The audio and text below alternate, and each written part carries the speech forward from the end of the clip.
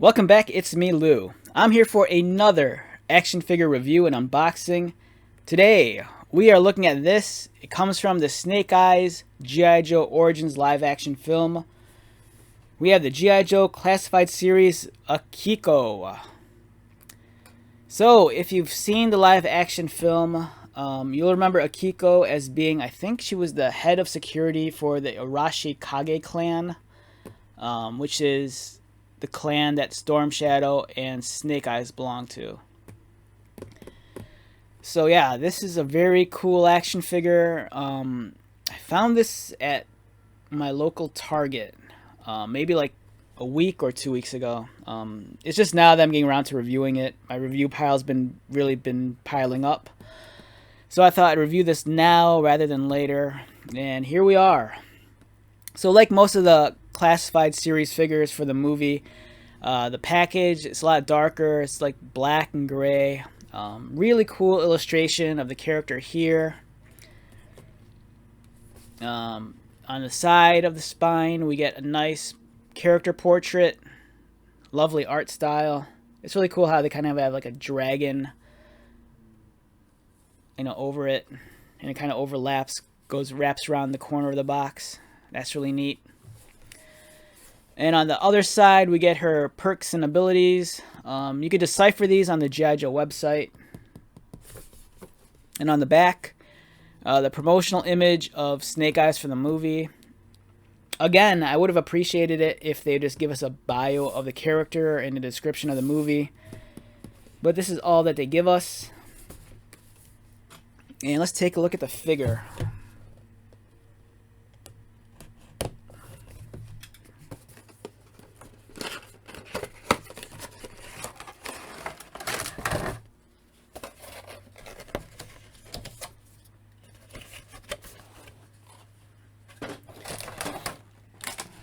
Alright, first impressions of Akiko as she's still in the tray. It's pretty badass. The likeness of the actress, I think, is pretty decent. I think my only introduction to the actress was just in that movie, so I can't really, go one way or the other. I think it's pretty decent. It's a really nice figure. I like this character design a lot because everything about it's very understated. You immediately look at her, you think, stealth, you think ninja, but it's not overdone. It's not like one of those ninjas that are like ninja designs that are like completely too ridiculous with all the body armor and everything. This is a very sleek, nice, classic look to the character. With the ninja mythos, you always think of like the kind of like traditional ninja garb, which this character has. But at the same time, we have this like, she kind of has like these ribbons of white adorning her like shoulders and her chest, and then the white carries down to her sleeves. It creates a much more overall classic look for the character. It looks very, sleek, streamlined, elegant. And I kind of think all those words kind of really describe this character, especially when you see the character in the film. She's very, she's kind of stern. She's very traditional. She's very married to her clan and her clan's ways. She really wants to uphold, what the clan symbolizes and her, ideology. And I think this action figure, it's really nice. It almost has, I don't want to use this term disparagingly, but it's a little bit, it feels a little bit generic, but in a good way. Generic in the sense they could take a figure like this and, cross it over into your Marvel Legends. Maybe this could be like a new nemesis for like Daredevil. If you want to use it beyond just the G.I. Joe figures. It could be like a nemesis for like Damian Wayne in the DC universe or Batman. You could say this is a character that belongs to the, like Ra's al Ghul, like one of his henchmen. So yeah, this is really awesome. It's a great looking figure.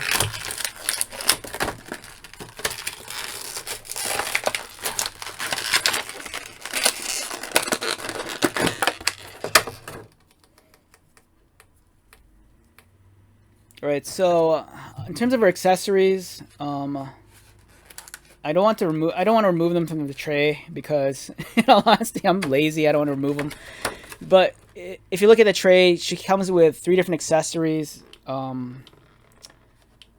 It looks like she comes with this dual-ended spear that has like blades on both ends. And I want to say it looks like she comes with a spear but broken in half, maybe. So she could dual wield them. Alright, examining the figure, it's nice. I can't stress enough about how nice this figure is. It's so, I mean, it's just so well done. It's very simple, it's very elegant. Everything about it is very understated, but everything falls into place just right. Like the face sculpt is beautiful. You know, it really has that sense of realism to it.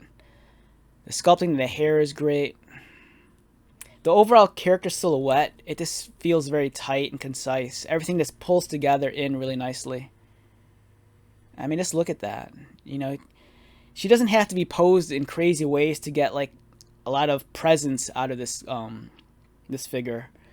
You know, this looking at it, it just has, you know, the minute a character like this walks into the room, you know, all eyes are on her. And I think the same goes just by looking at the figure. I mean, just look at that. The details are really well sculpted and defined. Let me get this into focus. Move this aside.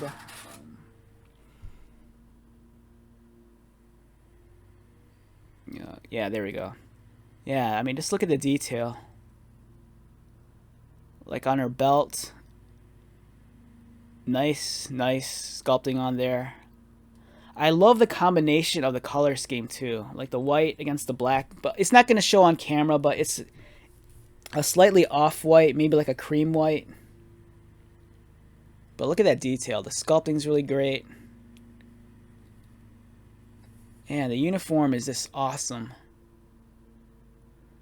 It would have been nice if they gave us a couple of bit more accessories, or maybe even extra hands.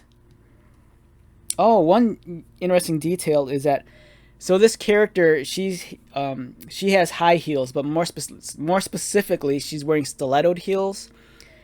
And stilettoed heels is where the heels is pretty much just a sharp point. But instead of doing that for the action figure, because the point wouldn't be able to sustain the character's weight, they actually added this extra piece of plastic that joins the heel to the foot. It's subtle, but I think it's okay and a much needed detail just to keep the figure a little bit more firmer. And at the same time, if it was just a stiletto, I could easily see that just like bending or breaking off. So it's nice that they thought about that and just went ahead and gave us a tiny bit of plastic to provide an extra bit of stability to the figure. There's a nice, beautiful micro texture on her pants. Let's see if we can get that in focus. Yeah, you can see that texture on her pants. Alright, so one thing this figure has... Alright, so some of the other figures I've seen, I think like the Scarlet, I think her pins on her legs are hidden. This one you can actually see the pins on the double jointed knees, which is alright. She has a socket in her back for a backpack, you know, if you have additional accessories at home. So in terms of articulation, Akiko's head rotates left and right. You can look up and down. Her gis, it's made of a softer plastic, so it kind of flexes a little. So if you raise her arms up, it's going to bend and conform, which is nice. So her arms can rotate all the way up without being hindered by her gi.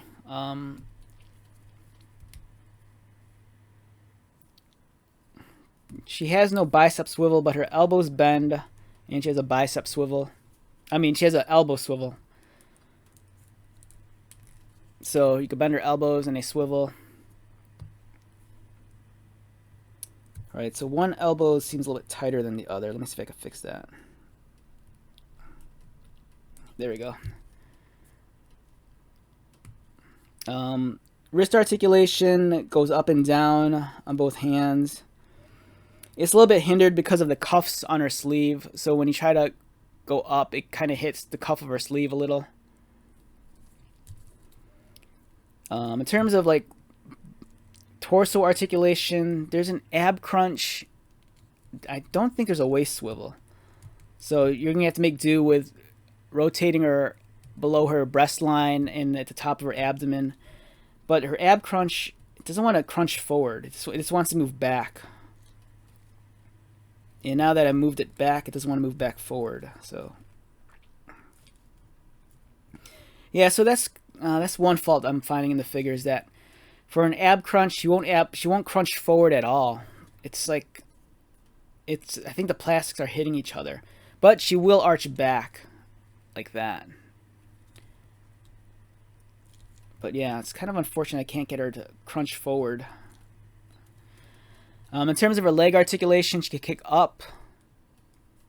And the lower part of a uniform, it's a soft plastic also, so it allows for some flexibility. So when she kicks up, or kick out to the side, this will flex. She does have a thigh cut, so you can swivel at the thigh. Double jointed knees, but the pins are exposed. I mean, that shouldn't be too much of a problem.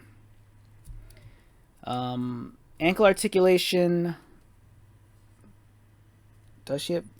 Oh yeah, she has ankle articulation. Mine was just a little bit stuck. So, I don't know. Overall, this excellent figure. Alright. So, unfortunately, I don't have another Akiko figure to compare her to.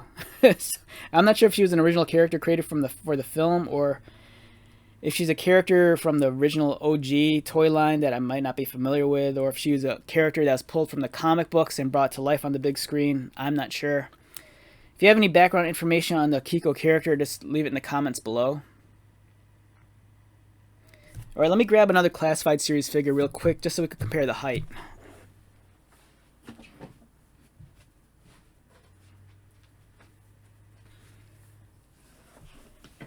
Alright, so we have the first version of Classified Series Scarlet. And as you can see, they're roughly about the same height. This Scarlet, I've said this before in another video, this figure already feels kind of outdated. This is nice though. This feels, I don't know. It's like, I can't say this enough. Regardless of how you feel about that live action movie, I really think you owe it to yourself to get these figures. These Classified Series figures from the Snake Eyes film, they're amazing. They really did a bang up job on these figures. Alright, so if I had to rate this figure on a scale of 1 to 10, I want to say a high 8 at the highest. Maybe a 7.5 at the lowest. Mostly because I feel that she could have done with more accessories, like maybe additional hands, additional weapons. I think the base figure is great. I could see Hasbro using this figure a lot in the future. Maybe just like swapping out the head and repainting it, and all of a sudden they'll give us a Jinx figure or something. But yeah, I could see a lot of reuse for this mold in general. Especially if they want to make more like ninja inspired figures.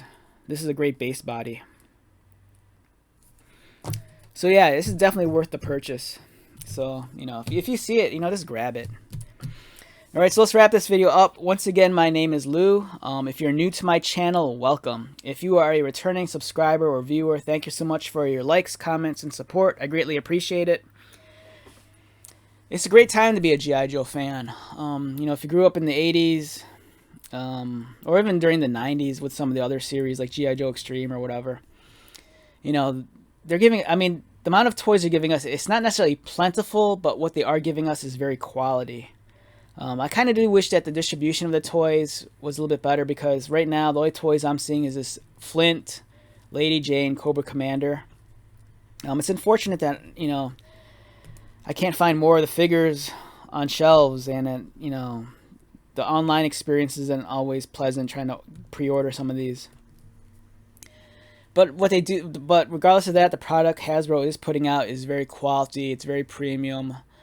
In many ways, I look forward to getting a new Classified Series figure more than I get, than getting like a G.I. Joe. Than getting a Star Wars Black Series or Marvel Legends. The Classified Series, I think, I mean, it's really exciting. There's a lot of cool action figures and characters that they're making. You know, not to take away from the Star Wars stuff or the Marvel Legends stuff, but it's kind of refreshing to get these really cool and unique sculpts.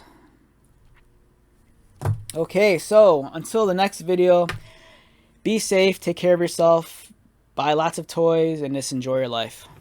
Alright, I'll talk to you later.